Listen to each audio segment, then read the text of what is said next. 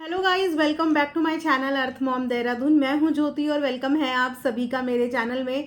तो बहुत सारी रिक्वेस्ट आप लोगों की आ रही थी कि दीदी कोई डिफरेंट टॉपिक लेके आओ। तो डेफिनेटली जितने भी ट्रेंडिंग टॉपिक्स चलते हैं ना लेटेस्ट, मैं बहुत कोशिश करती हूँ कि फटाफट से आप लोगों के सामने ट्रेंडिंग और लेटेस्ट और डिफरेंट डिफरेंट टॉपिक्स ही लेके आऊँ। लेकिन उसके लिए आप सब लोगों के सपोर्ट और प्यार की ज़रूरत है। इसी तरीके से आप हर एक वीडियो को सपोर्ट और प्यार करा करो तो मुझे भी मोटिवेशन मिलेगी आप लोगों के लिए नए नए कंटेंट पे काम करने के लिए।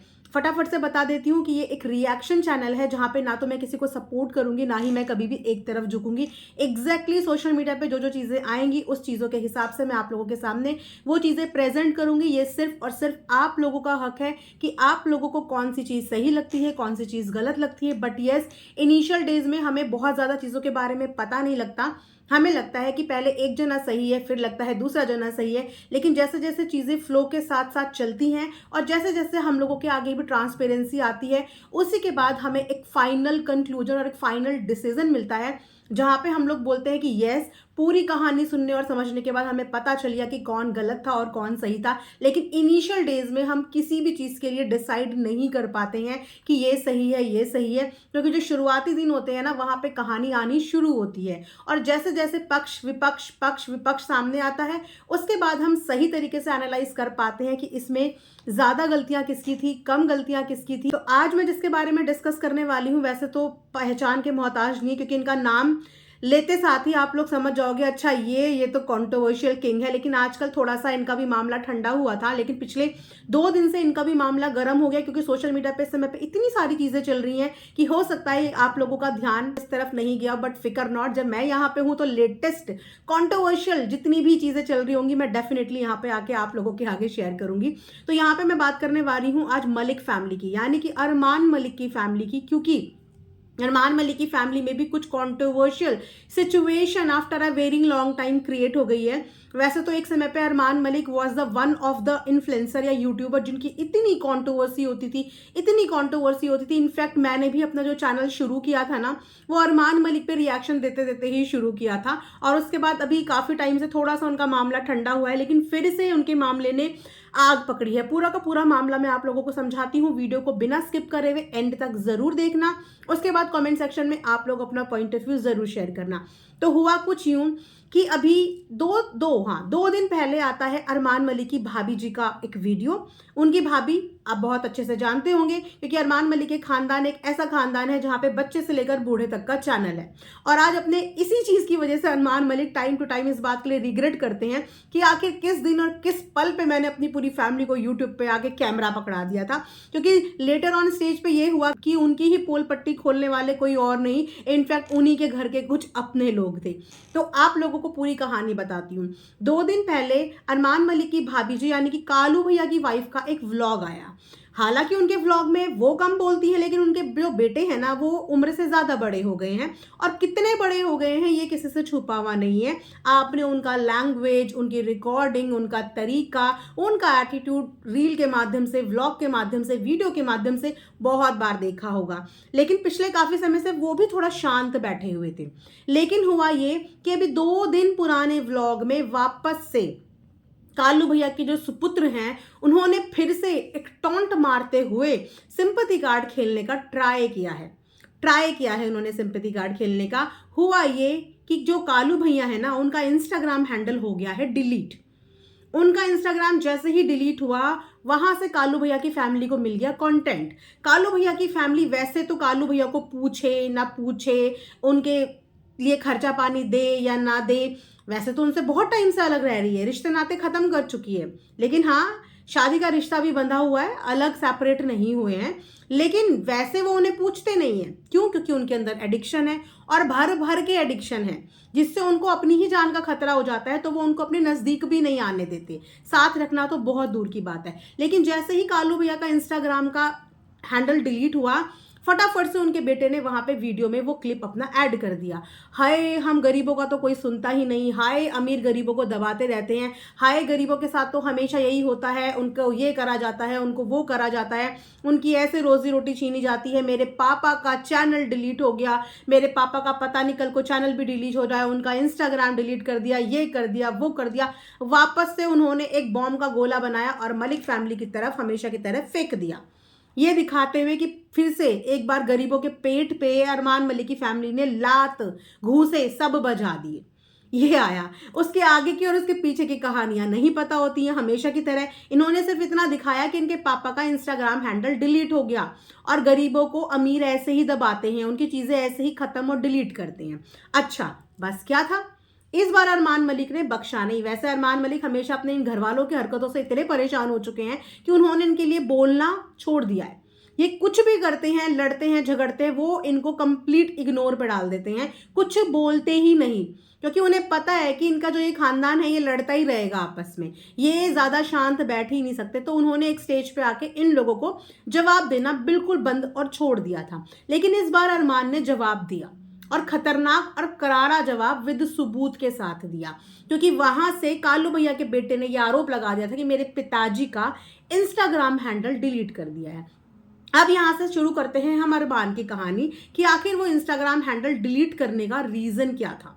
रीजन ये था कि कालू भैया, आपको पता है कि जब इनकी बीवी के साथ इनकी प्रॉब्लम हुई, इनको चंडीगढ़ वालों ने भी बॉयकॉट कर दिया, बीवी ने तो धोरे लगाने से ही बिल्कुल मना कर दिया, बच्चे बीवी सबने मना कर दिया। तो वो भटक रहे थे, इतना भटक रहे थे कि कभी किसी के साथ पीते खाते नजर आते थे, कभी किसी के साथ पीते खाते नजर आते थे, पीते खाते हुए वीडियोस बनाते थे, कंटेंट बनाते थे, कभी इधर लुढ़क रहे हैं, कभी किसी से लड़ाई कर रहे हैं, और इस वजह से भटक रहे थे। और ऐसे इंसान के जिंदगी का भरोसा नहीं होता, क्योंकि वो अपने होशो हवास में ही नहीं है।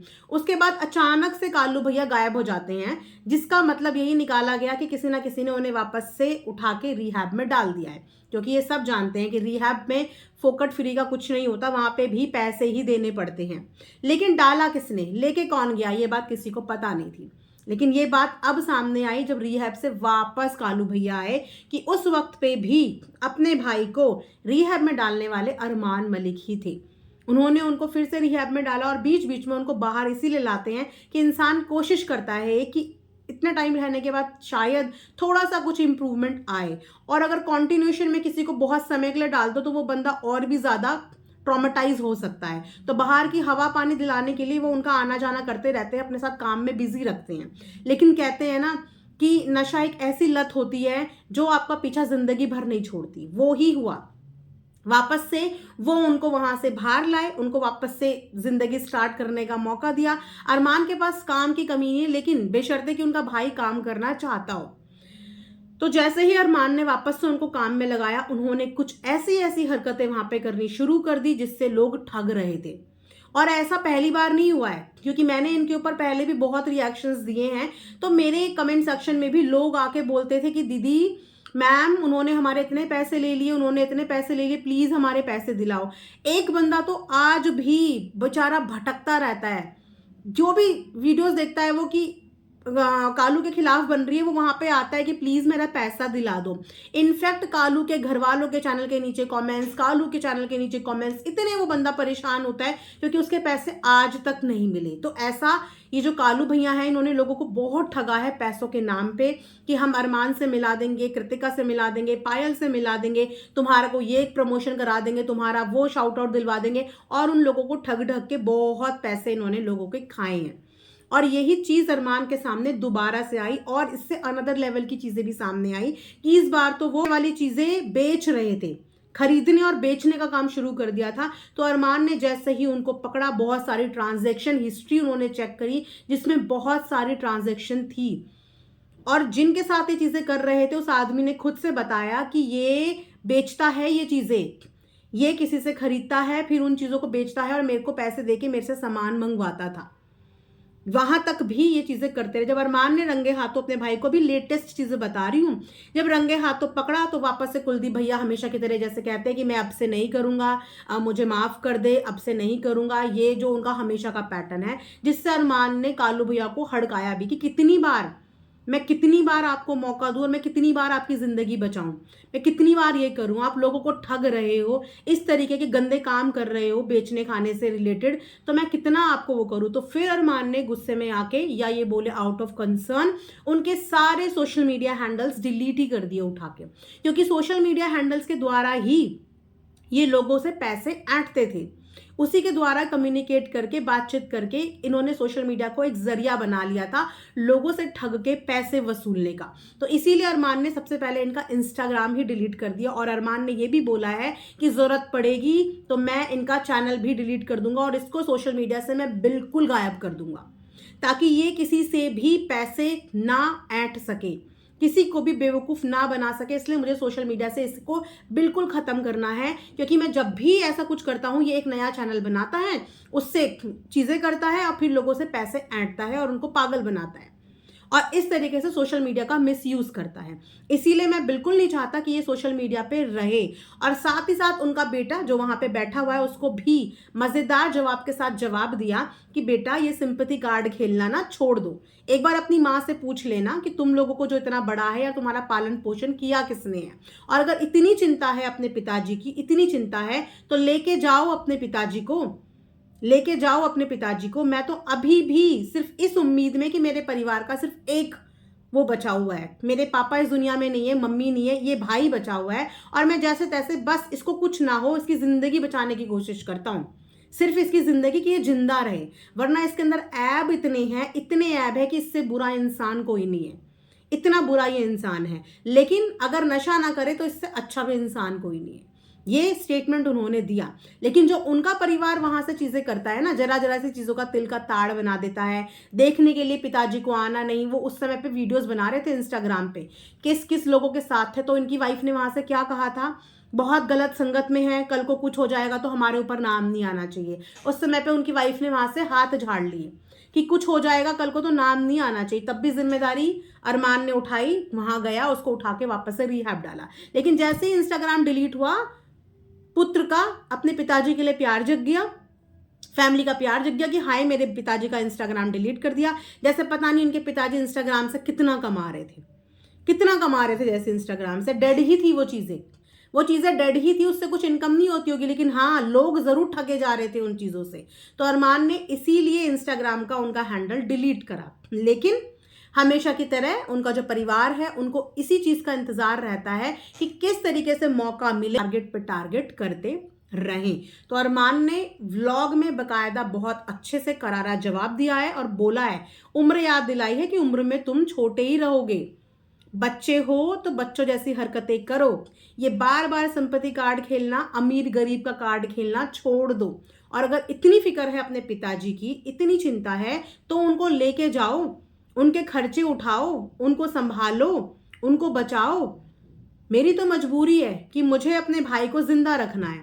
अब उसको जिंदा रखने के लिए मुझे जो करना पड़ता है मैं वो चीज़ें करता हूँ। और दूसरी बात कि इसके इंस्टाग्राम अकाउंट, इसका चैनल, सब कुछ मैंने बनवाया है, सब कुछ मैंने बनवाया है, इसीलिए कि दो रोटी ये भी कमाता रहे और बिजी रहे। और हर बार इसको काम पे लगाते हैं ताकि ये बिजी रहे।